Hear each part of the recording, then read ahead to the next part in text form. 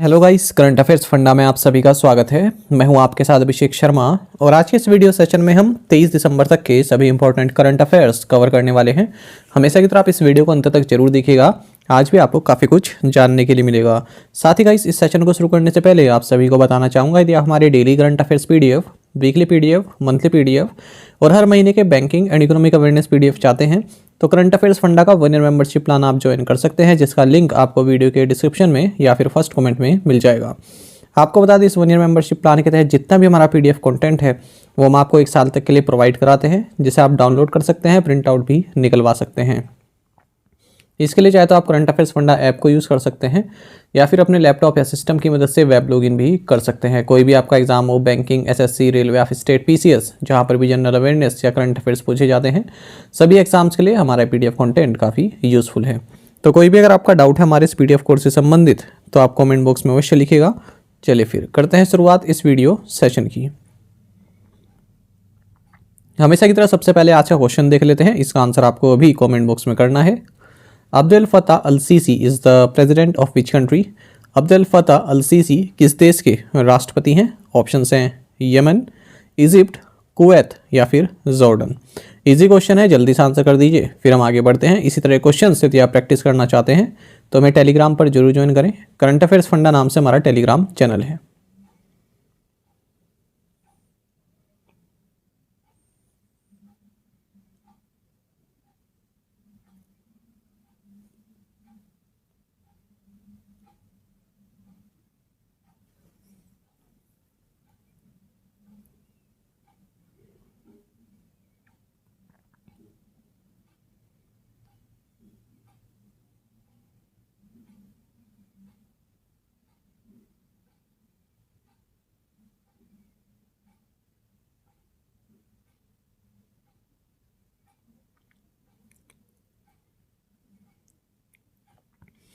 Who will be the chief guest for the 75th Republic day celebrations in India?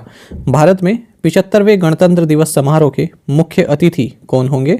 Options आपके सामने हैं। सही answer option सी है, Emmanuel Macron. आपको जानना चाहिए फ्रेंच प्रेसिडेंट इमैनुअल मैक्रोन ये 26 जनवरी को जो हमारा रिपब्लिक डे सेलिब्रेशन है उसमें चीफ गेस्ट होंगे, ऐसा कंफर्म किया है एलिसी पैलेस ने। एलिसी पैलेस आपको जाना चाहिए फ्रेंच प्रेसिडेंट का जो है रेजिडेंशियल पैलेस है और ऑफिशियल पैलेस भी यही होता है। तो चीफ गेस्ट होंगे ये। आपको बता दें, इससे पहले ये जो इनविटेशन है ये जो बाइडन को भेजा गया था, ठीक है, पर उन्होंने जो है किसी कारणवश अपनी असहमति इसमें जताई। तो इस तरह से भी आपको याद रखना है कि चीफ गेस्ट मैक्रोन होंगे। इनसे पहले किसे ये इनविटेशन भेजा गया था? जो बाइडन को। आपको बता दें, इस साल इंडिया फ्रांस स्ट्रेटेजिक पार्टनरशिप की 25th एनिवर्सरी भी सेलिब्रेट की जा रही है और ये 6th टाइम है जब कोई French president Republic day celebration में चीफ गेस्ट के तौर पर भारत आएगा। प्राइम मिनिस्टर नरेंद्र मोदी भी 14 जुलाई 2023 को पेरिस फ्रांस में गए थे बेस्टिल डे परेड में गेस्ट ऑफ ऑनर के तौर पर। When is the national farmers day celebrated? राष्ट्रीय किसान दिवस कब मनाया जाता है? ऑप्शंस आपके सामने है और सही आंसर ऑप्शन सी है, दिसंबर 23। आपको जानना चाहिए कि national farmers day is observe to honour and acknowledge the contribution of farmers in our lives. And ये जो डे है ये श्री चौधरी चरण सिंह की जो बर्थ एनिवर्सरी है उस दिन मनाया जाता है। चौधरी चरण सिंह 5th प्राइम मिनिस्टर रहे इंडिया के। आपको बता दें, पहला किसान दिवस साल 2001 में सेलिब्रेट किया गया था। What is the new variant of SARS-CoV-2 that has been reported? SARS-CoV-2 का नया वेरिएंट कौन सा है? ऑप्शंस आपके सामने है। सही आंसर ऑप्शन है JN.1। आप सभी जानते हैं कि 2 साल हो चुके हैं जब ओमिक्रॉन वेरिएंट ऑफ COVID-19 ने जो है दस्तक दी थी और अब इसके बाद BA.2.86 सब लीनिएज जिसे पिरोर कहते हैं, तो इसका JN.1 अब ये जो है भारत में घूम रहा है और केरल में 78 ईयर ओल्ड वुमेन जो है फर्स्ट केस बनी है इस वेरिएंट का। आपको जानना चाहिए JN.1 इसे फिलहाल WHO ने वेरिएंट ऑफ इंटरेस्ट की कैटेगरी में रखा है। सबसे पहले इसी साल अगस्त के महीने में लग्जमबर्ग में डिटेक्ट किया गया था। JN.1 who was recently elected the president of wrestling federation of India. हाल ही में भारतीय कुश्ती महासंघ का अध्यक्ष किसे चुना गया? सही आंसर ऑप्शन बी है, संजय कुमार सिंह। देखिए संजय कुमार सिंह उत्तर प्रदेश से हैं। ये wrestling federation of India WFI के नए प्रेसिडेंट बनाए गए हैं। और भी जो इलेक्टेड मेंबर्स हैं देख लेते हैं। प्रेसिडेंट संजय कुमार सिंह हो गए, senior vice president Devendra Kariyan हो गए, और वाइस प्रेसिडेंट्स बने हैं Kartar Singh, Asit Kumar Shah, N Phoni Jayaprakash, secretary general Premchand Laujab और ट्रेजरर सत्यपाल सिंह देसवाल। और जैसे ही ये इलेक्ट हुए तो अपना विरोध जताने के लिए इंडियन रेसलर साक्षी मलिक ने अपना रिटायरमेंट अनाउंस कर दिया है, क्योंकि इनसे पहले जो प्रेसिडेंट थे WFI के ब्रिजभूषण, ठीक है, तो उनके जो है सहायक हैं ये संजय कुमार सिंह, तो नाराज़गी जताई है साक्षी मलिक और भी जो रेसलर्स प्रोटेस्ट कर रहे थे उन्होंने। रेसलिंग फेडरेशन ऑफ इंडिया की बात करें तो भारत में जो रेसलिंग स्पोर्ट है उसको गवर्न करती है ये, और हेडक्वार्टर्स है न्यू दिल्ली में। As per the south east Asia OPM survey 2023 which country is the largest OPM producer. दक्षिण पूर्व एशिया ओपीएम सर्वेक्षण 2023 के अनुसार कौन सा देश सबसे बड़ा अफीम उत्पादक है? ऑप्शंस आपके सामने है। सही आंसर ऑप्शन सी म्यांमार है। आपको जानना चाहिए कि United Nations office on drugs and crime इसने हाल ही में south east Asia OPM survey 2023 release की है। इस रिपोर्ट में बताया गया है कि जो म्यांमार है वर्ल्ड का बिगेस्ट ओपीएम प्रोड्यूसर है। इससे पहले अफगानिस्तान जो है लार्जेस्ट ओपीएम प्रोड्यूसर हुआ करता था, लेकिन जब से वहाँ पर तालिबान पावर में आई है 2021 से, तब से ओपीएम पॉपीज़ की जो कल्टीवेशन है उसमें 95% तक की गिरावट देखी गई है। एक और करंट अफेयर आपको जानना चाहिए इंटरनेशनल संबंधित। यूनाइटेड नेशंस मिशन इन माली, इसने ऑफिशियली 10 साल का जो डेप्लॉयमेंट है माली में, ठीक है, यूनाइटेड नेशंस का जो मिशन है माली कंट्री में उसे एंड कर दिया है। इस मिशन को कहा गया UN multi dimensional integrated stabilisation mission in Mali. Which anti-cold drug combination has been banned by the Indian government for use in children below 4? Bharat सरकार ने 4 साल से कम उम्र के बच्चों में किस एंटी कोल्ड कॉम्बिनेशन पर प्रतिबंध लगा दिया है? ऑप्शंस आपके सामने है। सही आंसर ऑप्शन डी रहेगा, क्लोरफेनिरामाइन मैलिएट एंड फेनिलेफ्राइन। देखिए हाल ही में आप सभी जानते हैं कि विदेशों में भी जो अफ्रीकन नेशन है उसमें कई बच्चों की डेथ हुई कफ सिरप को लेकर जो भारत में बने थे, लगभग 141 बच्चों की। तो इसी को देखते हुए इंडियन गवर्नमेंट ने एक एंटी कोल्ड ड्रग कॉम्बिनेशन जो बच्चों को दिया जाता है, ठीक है, कफ के लिए, उसे बैन कर दिया है कि 4 साल से कम के बच्चों को नहीं दिया जाएगा। ये कॉम्बिनेशन है क्लोरफेनिरामाइन मैलिएट प्लस फेनिलेफ्रीन, ठीक है, ये कॉम्बिनेशन नहीं जो है देना है।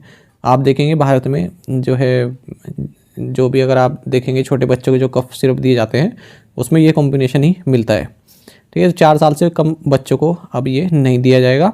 और ये ऑर्डर भी दिया है सरकार ने कि जो ड्रग मेकर्स हैं उन्हें प्रोडक्ट पर ये लेबल लगाना होगा कि इसे 4 साल से कम बच्चों को ना दें।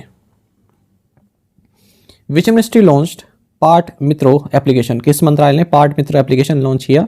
सही answer option B ministry of textiles है। देखिए जो मिनिस्ट्री ऑफ टेक्सटाइल्स है इसने पार्ट मित्रो नाम से एक मोबाइल एप्लीकेशन लॉन्च किया है ताकि जो जूट फार्मर्स हैं उनको एग्रोनॉमी और MSP की इन्फॉर्मेशन प्रोवाइड की जा सके एप्लीकेशन पर। और इसे डेवलप किया है jute corporation of India limited ने, और न्यू दिल्ली में हाल ही में जूट सिंपोजियम का भी आयोजन किया गया।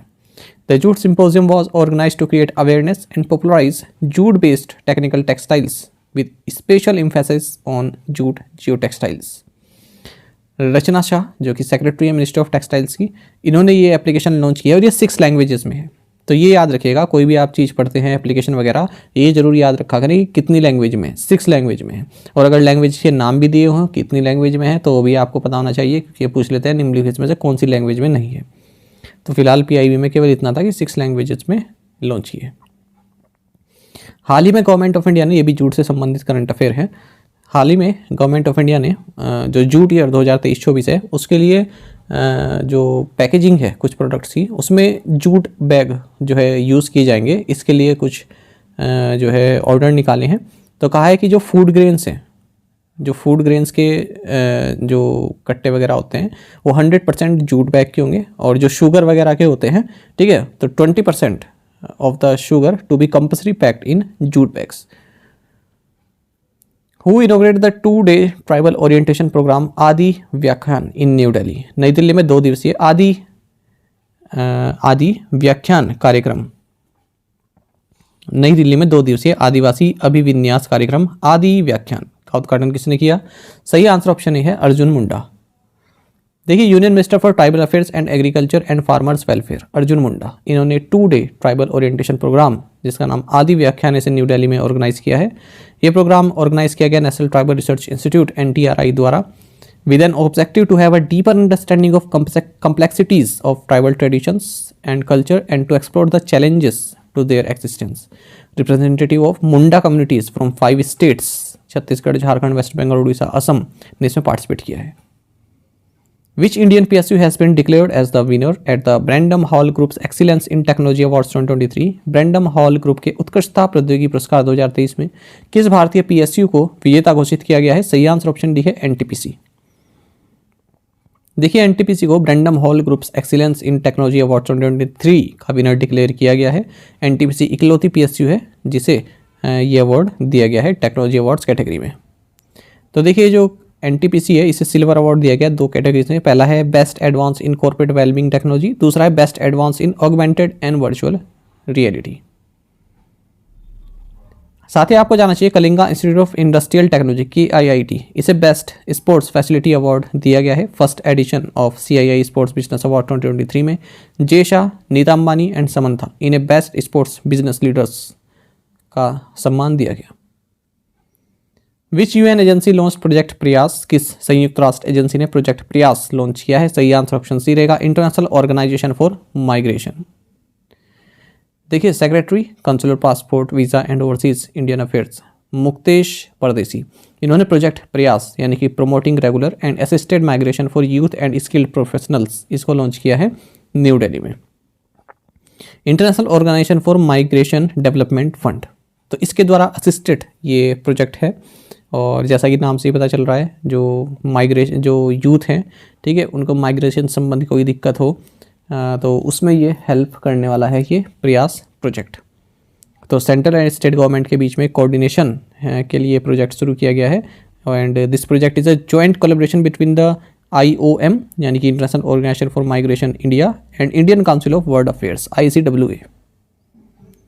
The project also adheres to the objectives of Global Compact for Safe, Orderly and Regular Migration and the Migration Governance Framework. Which bank has signed a corporate agency agreement with HDFC Life? किस bank ने HDFC Life के साथ एक corporate agency समझौते पर हस्ताक्षर किए? सही आंसर ऑप्शन सी है करूर वैश्य बैंक। देखिए, Karur Vysya bank and HDFC Life इन्होंने एक कॉर्पोरेट एजेंसी एग्रीमेंट साइन किया है जिसके तहत जो करूर वैश्य बैंक के जो कस्टमर्स हैं वो HDFC Life के जो लाइफ इंश्योरेंस प्रोडक्ट्स हैं उनको ले सकते हैं। करूर वैश्य बैंक की बात करें, MD and CEO B Ramesh Babu हैं, हेडक्वार्टर्स करूर तमिलनाडु में है, टैगलाइन है स्मार्ट वे टू बैंक। वहीं HDFC लाइफ की बात करें, MD and CEO Vibha Padalkar हैं, हेडक्वार्टर्स मुंबई महाराष्ट्र में है। HDFC लाइफ जॉइंट वेंचर है HDFC limited and standard life Aberdeen के बीच में।